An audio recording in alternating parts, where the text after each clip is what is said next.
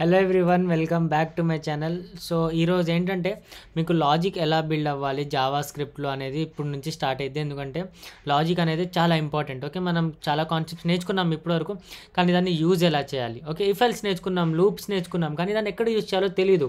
ఒక ప్రాబ్లం వస్తే లూప్ ఎలా స్టార్ట్ చేయాలి, ఎలా ఎండ్ చేయాలి అది తెలియదు కదా మనకి. ఇప్పుడు స్టార్ట్ చేద్దాం. ఇక్కడ నుంచి చాలా గ్రోత్ ఉంటుంది. ఓకే, మీ బ్రెయిన్కి, మీ వెబ్ డెవలప్మెంట్ జర్నీకి చాలా యూస్ఫుల్ ఇక్కడ నుంచి. సో ఒకవేళ మీరు ఛానల్ని సబ్స్క్రైబ్ చేయకపోతే ఛానల్ని సబ్స్క్రైబ్ చేయండి. ఓల్డ్ వీడియోస్ కూడా చూడండి వెబ్ డెవలప్మెంట్వి. వీడియో ఎలా ఉందో లాస్ట్లో నాకు కామెంట్ చేసి చెప్పండి, మంచిగా చెప్తున్నానా లేదా, ఏమైనా సజెషన్స్ ఉంటే పక్కా ఇవ్వండి.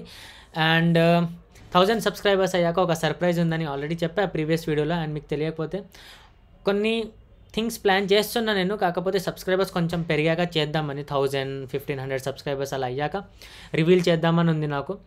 సో ఓకే, అండ్ ఇవాళ మనం కొన్ని జావా స్క్రిప్ట్ క్రేజీ ప్రాబ్లమ్స్ చేద్దాము. అప్పుడు మీకు అర్థమైంది ఏది ఎక్కడ యూజ్ చేయాలనేది.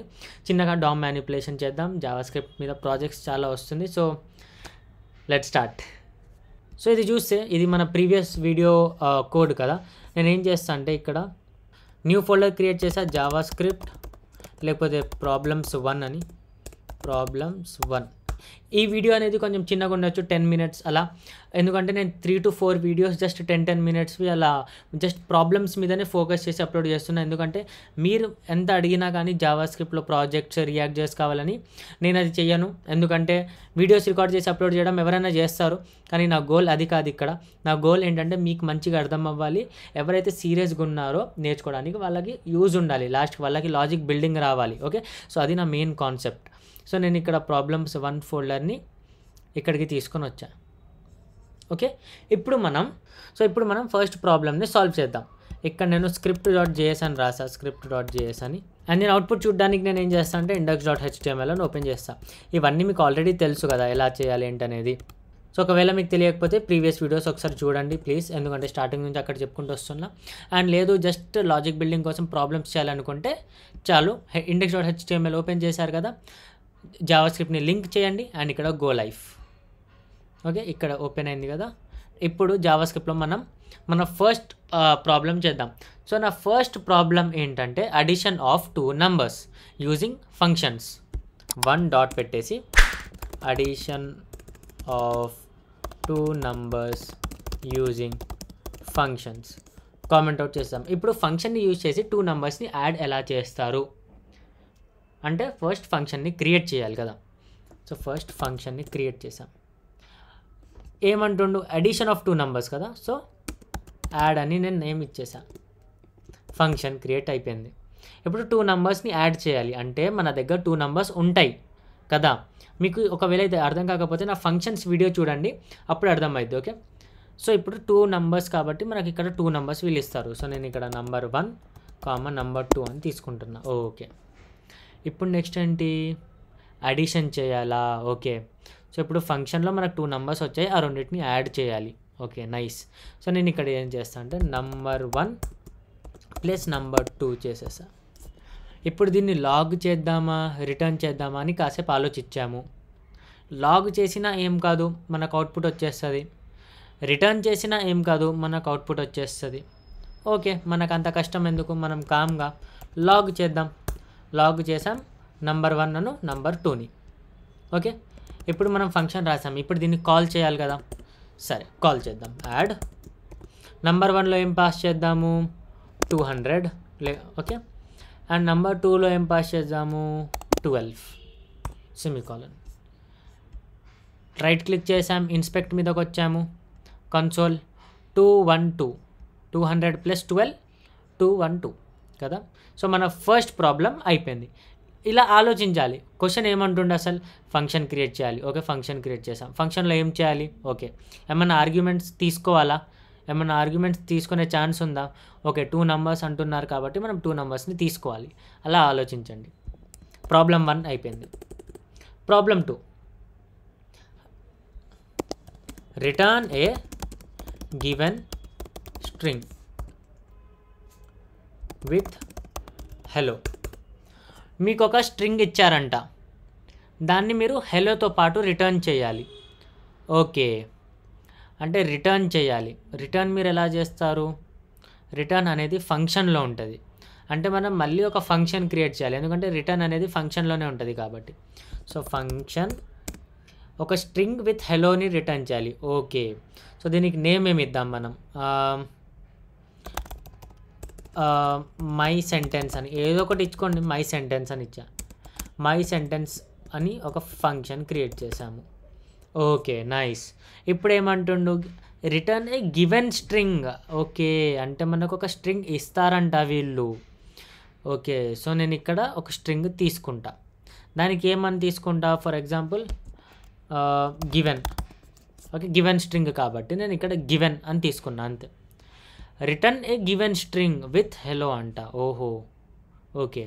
సో రిటర్న్ చేయాలి గివెన్ స్ట్రింగ్ని విత్ హెలో. తెలుసు కదా ఇది అంటే ఏంటో? స్ట్రింగ్ కన్కాటినేషన్ ప్రీవియస్ వీడియోలో చేసాము ఆల్రెడీ. ఒక వేరియబుల్ని స్ట్రింగ్ని ఎలా యాడ్ చేస్తాము. ఇక్కడ మనం ఒక స్పేస్ ఇద్దాం, ఎందుకంటే మధ్యలో ప్లేస్ ఉంది.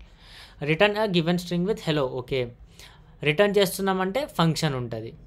గివెన్ స్ట్రింగ్ అంటే వీళ్ళు ఒక స్ట్రింగ్ మనకి ఇస్తారు, విత్ హెలోతో రిటర్న్ చేయాలంట. సో రిటర్న్ ఇక్కడ చేసేసాం.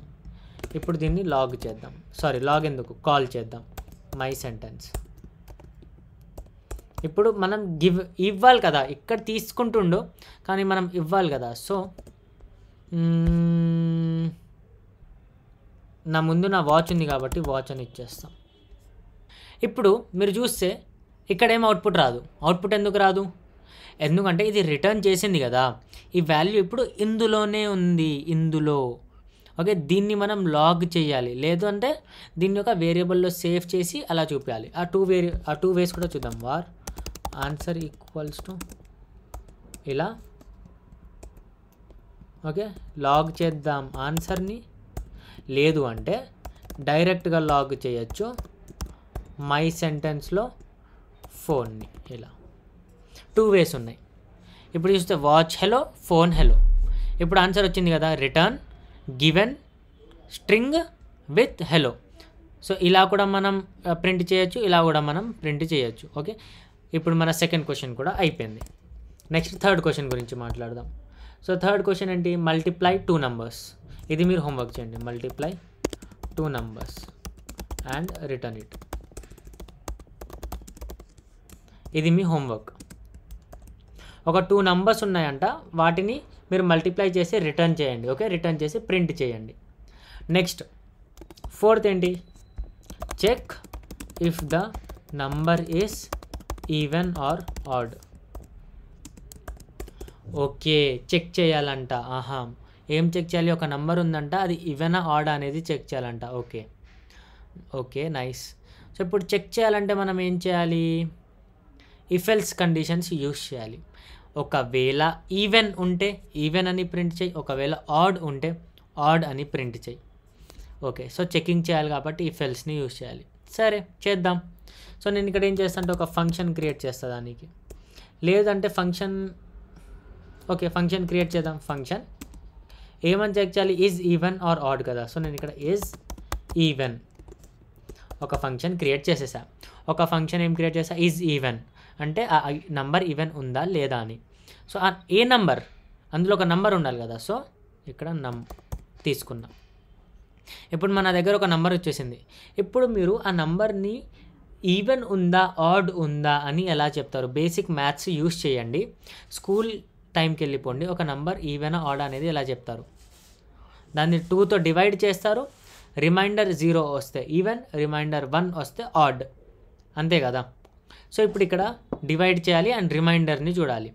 సో ప్రాబ్లం ఏంటంటే మనం ఇక్కడ ఈ డివైడ్ సింబల్ యూస్ చేస్తే మనకు క్వశ్చన్ వస్తుంది. మనకు రిమైండర్ రావాలంటే మనం ఇది యూస్ చేయాలి. ఆల్రెడీ ఆపరేటర్స్ వీడియోలో చెప్పాను మీకు.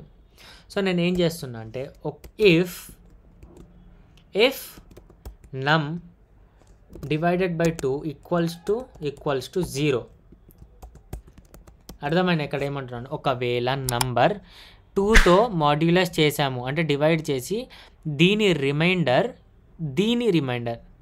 0 ఉంటే, అర్థమైందా? దీని రిమైండర్ ఈక్వల్స్ టు 0 ఉంటే అప్పుడు రిటర్న్ చేయి రిటర్న్ వద్దు, నార్మల్గా లాగ్ చేసేద్దాం. లాగ్ చేయి నంబర్ ఈజ్ ఈవెన్ అని.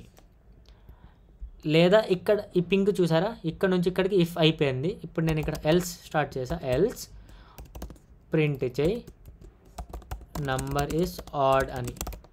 సారీ ఆడ్ అని అంట, నంబర్ ఈజ్ ఆడ్. అర్థమైందా? ఒక ఫంక్షన్ క్రియేట్ చేసాము ఈజ్ ఈవెన్ అని. అందులో ఒక నెంబర్ తీసుకున్నాం, ఆ నెంబర్ని మాడ్యులస్ 2 చేసి చెక్ చేస్తున్నాం. ఆ మాడ్యులస్ 2 చేస్తే దీని రిమైండర్ 0 వస్తుందా రావట్లేదా. ఒకవేళ 0 ఉంటే మాత్రం ఈవెన్, ఒకవేళ 0 లేకపోతే ఆడ్. ఇప్పుడు దీన్ని కాల్ చేద్దాం ఈజ్ ఈవెన్. ఫస్ట్ అయితే 6 పంపిద్దాం. ఇందులో నంబర్ ఈజ్ ఈవెన్, 6 ఈవెన్ కదా. ఈజ్ ఈవెన్లో 3 పంపించారనుకోండి, నంబర్ ఈజ్ ఆడ్, ఎందుకంటే 3 ఆడ్ కదా. అర్థమైపోయిందా ఇప్పుడు ఎలా రాస్తారు కోడ్ అనేది, ఇఫ్ ఎల్స్ ఎక్కడ యూస్ చేస్తారు ఎలా అనేది. ఓకే, 4th క్వశ్చన్ కూడా అయిపోయింది. ఇప్పుడు 5th question, convert minutes to seconds.